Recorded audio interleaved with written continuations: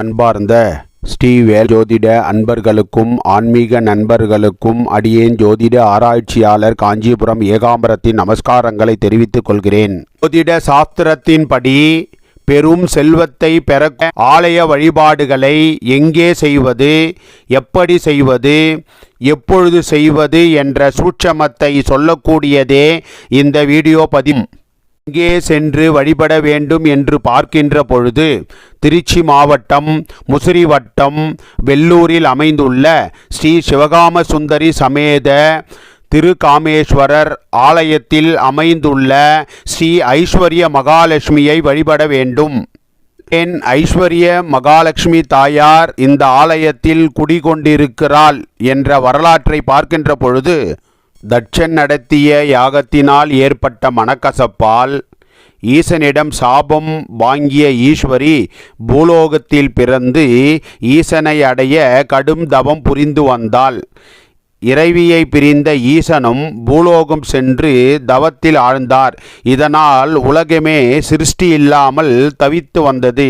இதனை உணர்ந்த பிரம்மா, விஷ்ணு மற்றும் தேவர்கள் ஒன்று கூடி என்ன செய்யலாம் என்று விவாதித்தனர்.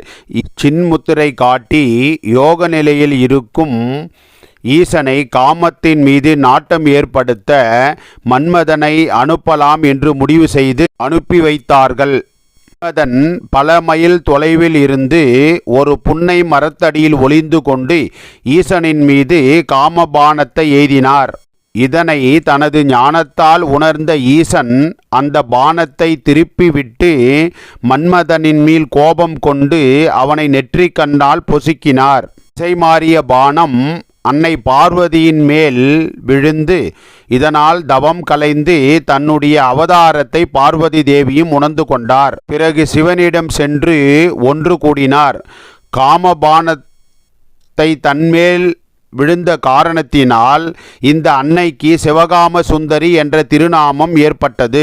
சிவகாம சுந்தரியுடன் ஈஸ்வரன் கூடியதால் இந்த இறைவனுக்கு திருகாமேஸ்வரன் என்ற திருநாமம் ஏற்பட்டு இங்கு இறைவன் சுயம்புவாக காட்சியளிக்கின்றார். மன்மதனை இழந்த ரதிதேவி உடனடியாக பூலோகம் சென்று இந்த இறைவனிடம் மன்றாடினாள்.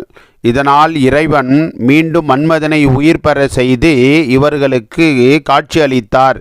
இந்நிகழ்வை சித்தரிக்கும் படைப்பு சிற்பம் இவ்வாலயத்தில் இன்றும் காணப்படுகின்றது. முசுகுந்தன் என்ற மன்னன் இந்த இறைவனின் மீது மிகுந்த பக்தி கொண்டு வாழ்ந்து வந்தான். அவனுக்கு வாலாசூரன் என்ற அசுரனால் பிரச்சனை ஏற்பட்டது. அப்பொழுது இந்த இறைவனிடம் வந்து தன்னை காத்தருளும்படி வேண்டிக் கொண்டான். இறைவனும் அவனுக்காக வாலாசூரனை வெல்லும் ஆயுதத்தையும் படையை தலைமை தாங்கி நடத்த காலபைரவரையும் அனுப்பி வைத்தார். போரில் வாலாசூரனை வீழ்த்தி வெற்றி கொண்டான் முசுகுந்தன். இதனால் இவ்வூருக்கு வெள்ளூர் என்ற பெயரை சூட்டி அவன் ஆண்டு வந்தான்.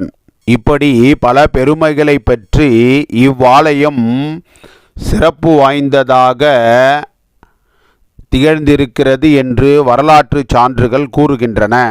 அது மட்டுமல்லாமல் சித்தர்கள் எங்கு சென்று தவம் செய்தாலும் சித்திக்காத காரியம் இந்த திருகாமேஸ்வரர் சன்னதியில் அமர்ந்து தவம் செய்தால் சித்திப்பதாகவும் போகர், பொலிபாணி சித்தர், பாம்பாட்டி சித்தர் போன்ற சித்தர்கள் தனது நூலில் குறிப்பிட்டு உள்ளனர்.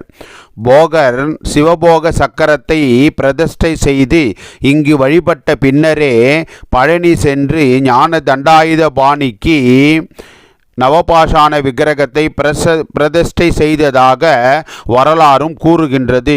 இன்றும் கூட இந்த சக்கரத்தையும் போகர் சிலையையும் இவ்வாலயத்தில் காண முடிகின்றது. அத்தனை சிறப்பு வாய்ந்த ஆலயமாக இந்த ஆலயம் திகழ்கின்றது. திருப்பார்கடல் நிகழ்வின் போது அமுதம் பெறுவதில் போட்டி வந்தபோது அசுரர்களுக்கு அமுதம் போகாமல் இருப்பதற்காக திருமால் மோகினி வடிவம் எடுத்து தேவர்களுக்கு அமுதத்தை வழங்கினார். திருமாலின் மோகினி ரூபத்தை பார்த்த சிவபெருமான் பெருமாளுடன் மோகித்ததால் ஐயப்பர் அவதரித்தார். இந்நிகழ்வை பார்த்த அன்னை மகாலட்சுமி சிவனின் மீது கோபம் கொண்டாள். சிவனிடம் நியாயம் கேட்க வேண்டும் என எண்ணிய மகாலட்சுமி சிவனை தேடி கைலாயம் சென்றாள். ஆனால் அங்கு சிவன் இல்லை என்பதை உணர்ந்து கொண்ட அன்னை மகாலட்சுமி எங்கு சென்றால் சிவனை பார்க்க முடியும் என்று எண்ணிய அன்னை மகாலட்சுமி வெள்ளூர் ஆலயம் வந்து ஈசனை குறித்து கடும் தவம் செய்யலானாள். அப்பொழுதும் ஈசன் வராததால் தன்னையே ஒரு வில்வ மரமாக மாற்றிக்கொண்டு வில்வ மழையாக பொழிந்து ஈசனை மகிழ்வித்தாள். மகிழ்ச்சியடைந்த ஈசனும் அன்னை முன்னே தோன்றி ஐயப்பனின் அவதார நோக்கத்தை எடுத்து உரைத்து அன்னை மகாலட்சுமியின் கோபத்தை சாந்தப்படுத்தினார். அது மட்டும் அல்லாமல் தன்னையே வில்வ மரமாக மாற்றி ஈசனை துதித்த காரணத்தினால் சீவஸ்த முத்திரை பதித்த சிவலிங்கத்துடன் கூடிய ஐஸ்வர்ய மகுடத்தை அன்னை மகாலட்சுமியிடம் தந்து செல்வத்திற்கே இன்று முதல் நீயே அதிபதியாக நின்று பரிபாலனம் செய்ய வேண்டும் என்ற வரத்தையும் அருளினார். இதனால் மகிழ்ச்சியடைந்த அன்னை மகாலட்சுமி இங்கேயே கோயில் கொண்டாள். இந்த ஆலயத்தின் வடமேற்கு பகுதியில் வில்வ மரமும் அன்னையின் ஆலயமும் அமைந்து இருப்பது இந்தியாவில் வேறு எங்கும் காண இயலாத சிறப்பை தருகின்றது. இந்த ஆலயம் ஈசனை பூஜிக்க பயன்படுத்திய ஐஸ்வர்ய தீர்த்தமும் இங்கு உள்ளது. அன்னை மகாலட்சுமிக்கு அபிஷேகம் செய்வதற்கு முன் வில்வ மரத்திற்கே முதலில் இங்கு பூஜை செய்வதும் இங்கு சிறப்பை தருகின்றது. இப்படியாக அன்னை ஸ்ரீ ஐஸ்வர்ய மகாலட்சுமி இங்கு வரும் பக்தர்களுக்கு செல்வத்தை தந்து அருள்பாலித்து வரும் அற்புத ஆலயமாக இந்த ஆலயம் இன்றும் திகழ்ந்து கொண்டு இருக்கிறது. எப்படி வழிபட வேண்டும் என்று பார்க்கின்ற பொழுது ஸ்ரீ சுக்கிர பகவான் என்றாலே அன்னை மகாலட்சுமியை குறிப்பதாகும்.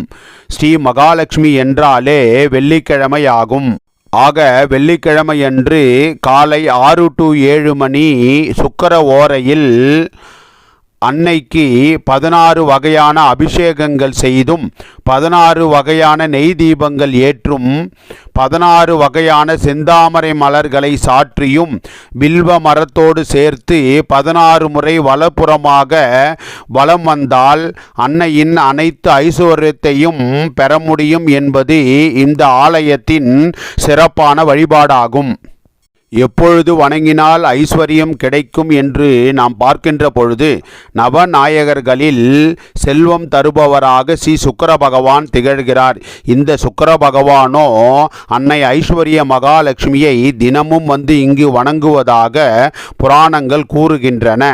ஸ்ரீ சுக்கிர பகவான் தன்னுடைய மூல திரிகோண வீடான துலாம் ராசியில் பிரவேசிக்கின்ற காலம் மிகுந்த சந்தோஷம் அடைந்து ஸ்ரீ சுக்கிர பகவான் திகழ்வார் என்று ஜோதிட சாஸ்திரத்தில் சொல்லப்பட்டிருக்கிறது.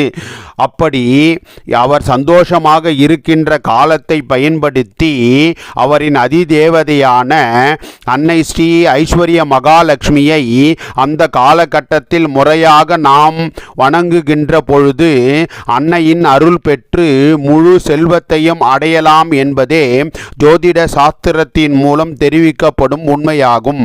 அதன் அடிப்படையில் நமது வேலவன் ஜோதிடம் சார்பில் வருகின்ற 18/9/2026 வெள்ளிக்கிழமை அதிகாலை 6 to 7 சுக்கிர ஓரையில் அன்னை மகாலட்சுமியின் ஆலயம் சென்று அன்னை ஐஸ்வர்ய மகாலட்சுமிக்கு சிறப்பு அபிஷேக பூஜை செய்ய ஏற்பாடு செய்யப்பட்டுள்ளது.